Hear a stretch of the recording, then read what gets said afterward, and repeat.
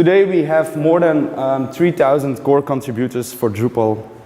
On top of that, we have more than 7,300 contributors. And in total, if we look back to the history of Drupal, there's 104,000 people who have been working on Drupal. This results in the fact that we have 12,369 modules. And all of these contributors are performing 1,636 commits every single month. That's a lot of commits. This results in the fact, so as soon as you submit your patch to Drupal.org, it's going to start an entire, well, it's opening a black box, and in that black box a lot of magic is going on. But we are executing 18,000 tests every single month. If we have a look in the history, so from January towards May 2016, we have executed 90,364 tests in Drupal CI. Can you even imagine that you would do that for a client? It's insane. Now,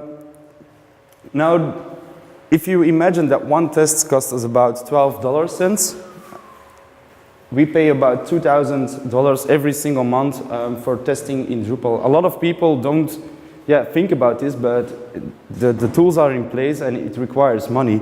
Now, like I already said, so Drupal CI is completely sponsored by Drupal Association. So the Drupal Association team is responsible for paying this money. So we are really glad.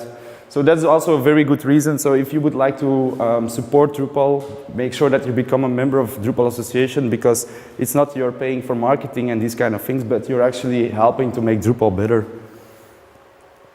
So that's the theory. Now, as my topic said, I'm going to explain you how actually Drupal CI works, because it's quite complicated. I've been talking with a lot of people about Drupal CI, and it took me about the entire DrupalCon in Dublin to understand how Drupal CI actually works. So it's quite, so we have several projects within Drupal.org related to Drupal CI. So you can actually go to Drupal.org. Everything is open source. You can even start using it for your own projects. So there are 5 big components. The first one is obviously Drupal.org, where you submit your patches. Then we have the API layer, which is interacting with all of the, what I call the black box. We have the dispatcher, and there's the test bots, and then in the end we have the results. So this is how the flow actually goes. So you submit your issue on Drupal.org, then via the API we are going to send a build request in the dispatcher.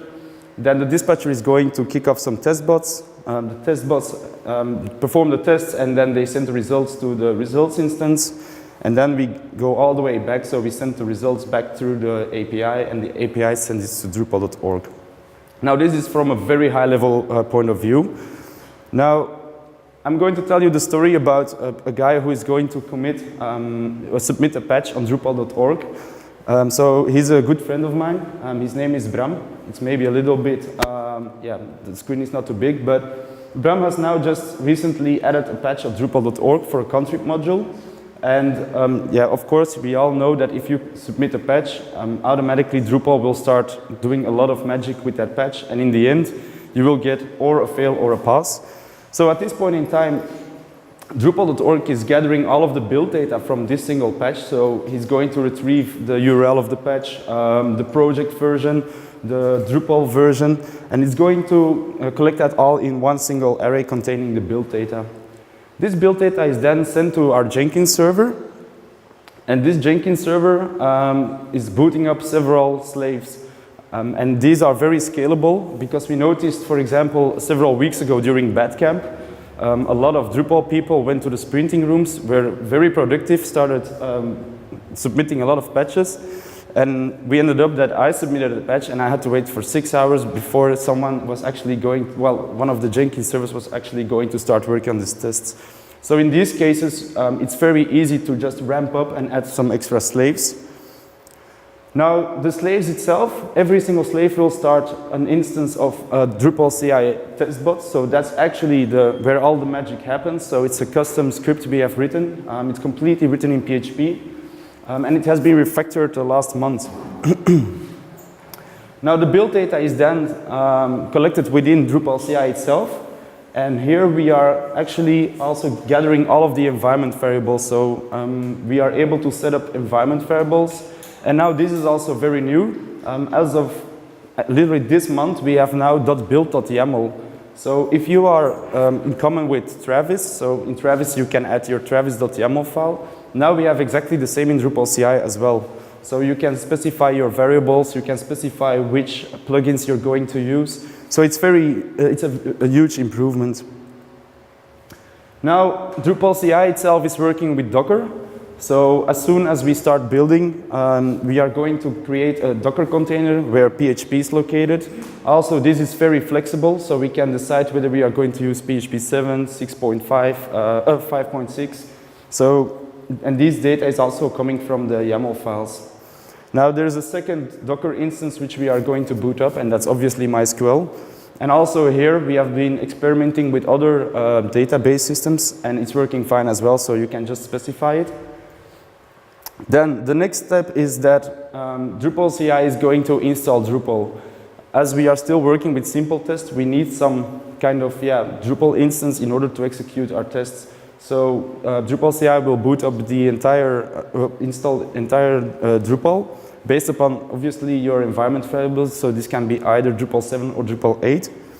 And then the next cool thing we have is we have introduced plugins. So before Drupal CI, and before, I mean a month ago, Drupal CI was very static. The tests you were executing, it was all hard-coded. And now we introduced plugins. So if you're aware already with Drupal 8, where we also have plugins, it's very easy to actually add an extra build step to Drupal CI.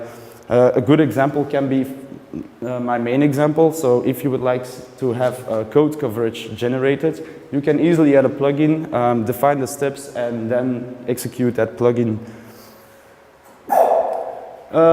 So we are sending all of these environment variables, the variables from the build.yaml file, and now also the plugin variables. We are sending that again to our plugins. And then from the plugin itself, based upon the information we have stored in the variables, it's going to execute all of our build steps. So you can define as much build steps for a single plugin as you want. And the plugin will start iterating through all of your build steps.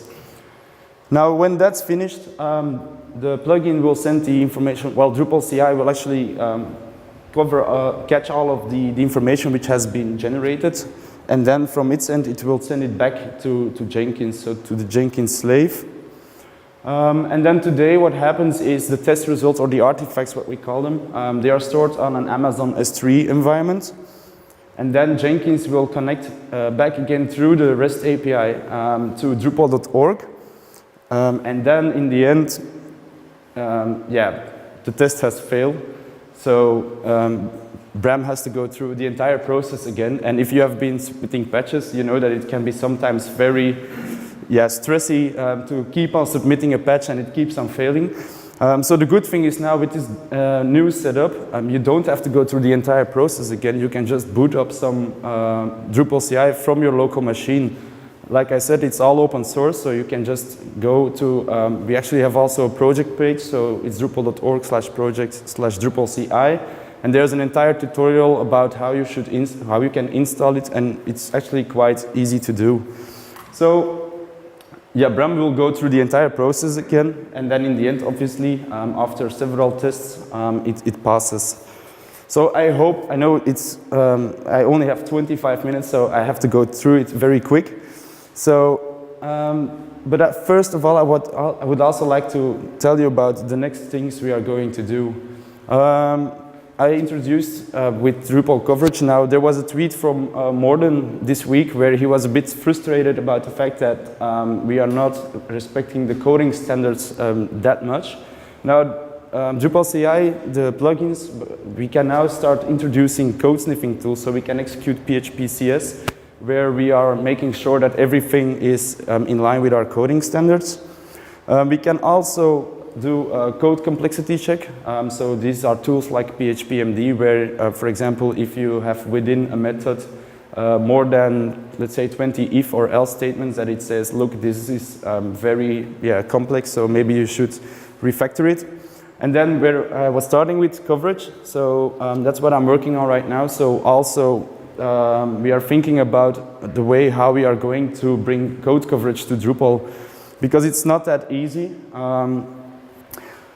But more on that. So yeah, actually we can now do everything we want because of the plugins we have. So we don't have to change the existing Drupal CI application. We just write new plugins and we are able to launch whatever we want. Now there is one thing, and this is currently a discussion. So if you've been working with other PHP projects, you know that there's a lot of tools like, this is an example of Code Climate, and I'm really in favor of these tools because it gives you a clear indication about the quality of our product.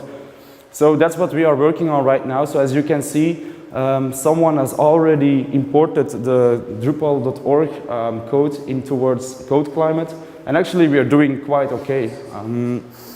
So yeah, that's what we are thinking about now, because Code Climate itself, it adopts open source projects, but I can imagine that we are going to knock on their door and say, look, we've got these 109,000 modules we want to build every single night, that they will rethink yeah, their strategy on open source projects. So that's what we are currently working on. Now, like I said, I only had 25 minutes, so I'm already done now. So if there are any questions, feel free to ask. No one? I'm curious, code coverage. Can we cover everything? What do you mean with everything? My main concern is hooks. So we have hooks which are not testable. Depends. If you execute these hooks, you can write simple test cases where you actually execute these hooks, and then you can see whether they are covered or not. Yeah, we've been experimenting. You should have a look. It's also on Drupal.org. It's called Drupal Coverage, and we also have a pilot version running on Acquia. And then you can just request access to it, and then you can test whatever module you want. But also that session is online, so I've given that session on DrupalCamp in Antwerp, so you can have a look at that session and see how it works. Any more questions? All right. Thanks for your time then.